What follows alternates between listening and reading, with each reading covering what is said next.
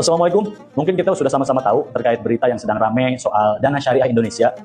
Ya, ditaksir kerugian masyarakat mencapai 1,3 triliun. Tapi yang bikin saya lebih kaget, ternyata direktur utamanya adalah Taufik Al-Jufri, bagian dari Ba'lawi, golongan yang mengaku dirinya sebagai keturunan Nabi. Bayangkan, cucu Nabi nipu umat Nabi. Saya sebagai anak finance and banking cuma mau sedikit menambahkan literasi keuangan masyarakat muslim Indonesia ya. Salah satu cara untuk membedakan sebuah investasi itu bodong dan real itu mungkin bisa dilihat dari rate of interest atau rate imbal hasil atau rate bagi hasil yang diberikan. Kalau misalnya rate yang mereka tawarkan itu lebih tinggi berkali-kali lipat dari BI rate atau Fed rate, itu punya indikasi sangat-sangat kuat bahwa investasi yang mereka tawarkan itu investasi bodong atau skema Ponzi. Pakai logika sederhana aja. Misalnya saya butuh uang dan Anda mau meminjamkan uang tersebut dengan rate 18% per tahun. Sedangkan ada bank yang rate per tahunnya itu cuma 5%. Ngapain saya harus pinjam uang ke Anda dengan biaya yang lebih mahal, yaitu 18%. Sedangkan ada bank yang menawarkan biaya cuma 5%. Kan lebih murah. Selain itu, jangan silau dengan embel-embel kata syariah gitu. Nggak usah. Saya selama kuliah S2 di ekonomi syariah, terus S1 di finance and banking, terus ngambil juga mata kuliah Islamic finance. Kata syariah itu biasanya hanya digunakan sebagai marketing tools untuk meraup pangsa pasar yang emosional. Terus juga jangan silau kalau misalnya brand ambasadornya itu terkenal sebagai sosok religius, atau misalnya direktur utamanya itu keturunan Nabi, Habib. Gak usah percaya, bahkan kalau nanti ada sosok yang mengaku sebagai Imam Mahdi dan menawarkan investasi dengan rate yang berkali-kali lipat jauh dari BI rate, tempeleng aja, itu penipu.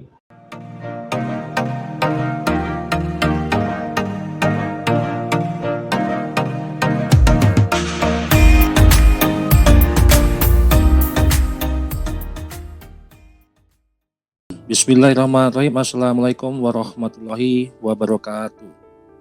Ya, sahabat Charlie dimanapun berada, video yang barusan kita lihat ini adalah sebuah fakta, literasi dan tanggung jawab moral di ruang publik.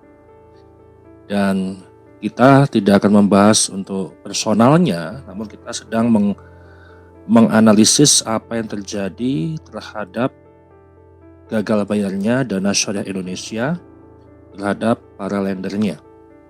Dan saya akan sedikit memberikan tanggapan terkait video yang barusan saya putarkan di awal, di mana video tersebut mengingatkan umat agar tidak silau dengan simbol-simbol syariah, tidak simbol dengan gelar-gelar religius, bahkan juga tidak silau dengan klaim sebagai keturunan Nabi.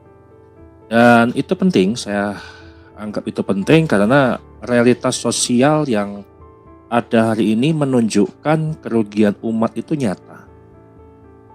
Sesuai dengan informasi yang ada di Dana Syariah Indonesia, bahwasanya ada kegagalan bayar 1,13 triliun kepada lenders ya, kepada nasabahnya. Dana tertahan dan kemampuan bayar hanya 3,5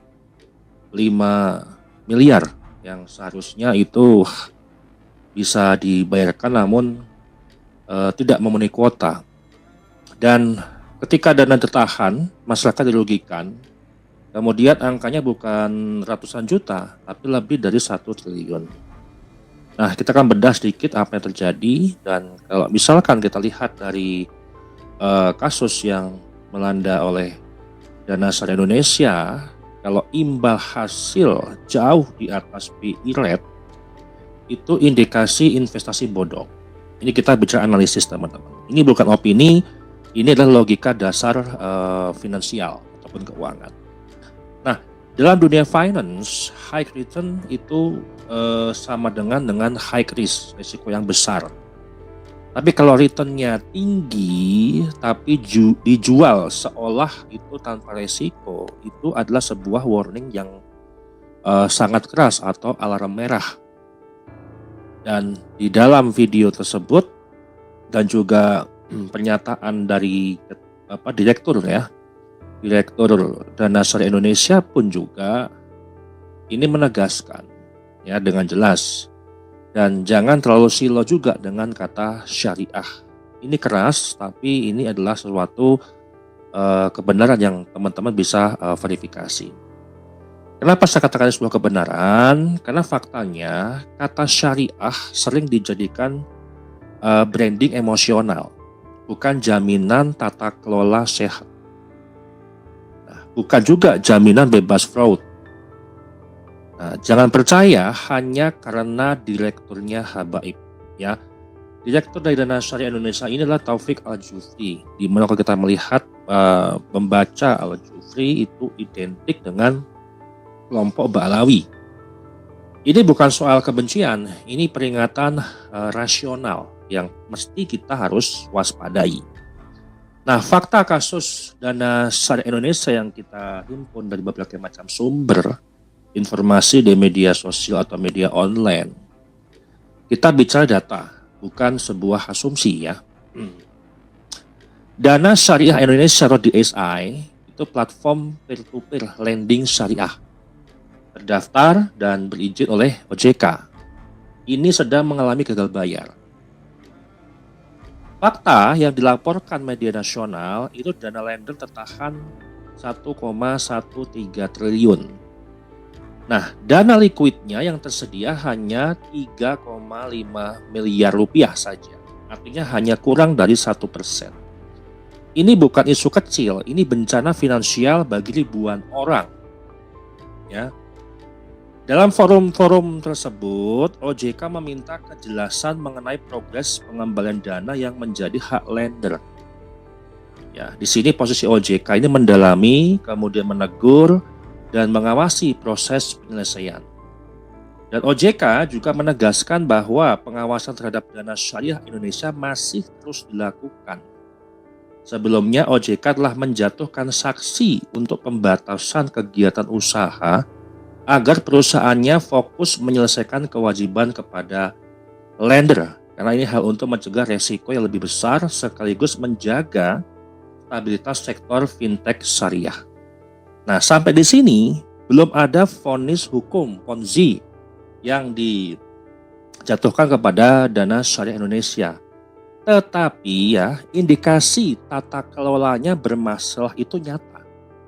Bukan gosip, bukan opini, tapi tata kelolanya itu bermasalah. Itu nyata itu, Pak. Nah, dari sumber-sumber yang kita gali, Direktur Dana Syariah Indonesia itu Taufik Al-Jufri. Kalau kita bicara Taufik Al-Jufri itu simbol identik dengan Ba'alawi. Nah, namun kita harus jujur dalam hal ini, ya. Direktur utama ini yang memang terindikasi oleh klan Ba'alawi dan nama ini diidentifikasikan di ruang publik. Ya, kalau kita melihat komentar-komentar di sosial media, publik mengkaitkan nama Taufik Al-Jufri itu dengan klan Ba'alawi. Bagian dari klan Ba'alawi, simbol habaib, simbol keturunan Nabi yang mereka tidak bisa membuktikan sampai ini kalau mereka benar-benar cucu Nabi. Apakah klaim nasab ini terverifikasi secara akademik? Tentunya tidak terverifikasi apapun, ya, tidak pernah dibuktikan di publik. Tetapi efek sosialnya nyata. Orang percaya, orang menaruh dana, orang menaruh iman dan harta. Nah, di sini masalahnya. Bukan soal dia Ba'alawi atau bukan, tapi bagaimana simbol itu bekerja di ruang publik. Nah, bagaimana ketika kita bicara Ba'alawi dan blind trust umat? Kalau kita mesti jujur kondisi hari ini, banyak umat tidak berinvestasi karena sebuah laporan keuangan yang bagus, ya, memberikan sebuah keuntungan yang realistis, tapi karena rasa aman simbolik, ya, memahami, mengenal dan percaya itu karena sebuah simbolik. Dan ini syariah loh, ini keuangannya jelas, laporannya jelas, dan kemudian tokohnya adalah habaib loh, ini dari Ba'alawi katakanlah seperti itu, insya Allah aman. Nah, ini yang disebut dalam ilmu sosial blind trust berbasis identitas religius. Dan ini yang sangat berbahaya. Kenapa saya katakan berbahaya? Ketika gagal bayar, ya, yang disalahkan bukan sistemnya, ya, tapi takdir, ujian, fitnah, segala macamnya. Padahal Islam tidak mengajarkan suspend akal. Nabi tidak mewariskan sebuah kekebalan moral. Dan pola-pola komunikasi media massa yang kalau kita bisa lihat, pembelaan Ba'alawi ini kan berfungsi sebagai strategi komunikasi massa, bukan sebuah bantahan ilmiah. Dan pola-pola yang berulang, ini kan masalah yang sering muncul. data dipinggirkan, narasi emosional dimunculkan, identitas religiusnya dijadikan sebuah tameng, titik terhadap kebencian. Dan ini bukan pembelaan akademik ataupun ilmiah, ini manajemen opini publik. Dan pola-pola konsisten itu dengan mudah ditemukan di media sosial. Nah, dampak sosialnya apa? Kalau kita bicara dana syariah Indonesia ini gagal bayar 1,13 triliun. Dana yang nggak kecil. Bahkan kemampuan bayarnya itu hanya 3,5 miliar. Nah, yang paling menyedihkan juga, korban kasus ini bukan tokoh-tokoh atau orang elit. Mereka inilah pensiunan, ya, guru, pedagang kecil, jamaah, ya. Mereka percaya bukan karena rakus sebenarnya, tapi karena iman dimanipulasi. Dan ini titik kritis ketika simbol agama dipakai menutup akal sehat. Yang hancur bukan cuma uang, tapi kepercayaan umat. Nah, saya di sini ingin memberikan closing statement yang cukup untuk memberikan sebuah pengetahuan dan edukasi ke masyarakat. Yang pertama, menghormati habaib itu adab. Menghormati siapapun, ulama, orang, sesama kita, ya, sesama jamaah itu adab. Mengkultuskan habib itu bahaya. Syariah itu prinsip, bukan label pemasaran. Nasab itulah sebuah kehormatan, bukan jaminan integritas secara finansial. Dan untuk umat, jangan titipkan iman dan harta pada suatu simbol. Titipkan pada akal sehat kita, data dan nilai Islam yang jujur. Nah, kita melihat ya kasus DSI ataupun Dana Syariah Indonesia ternyata dan sedang diproses oleh regulator dan juga OJK mengawasinya. Kerugian umat itu nyata, gagal bayar itu nyata, itu fakta. Berarti ada tata kelola yang salah.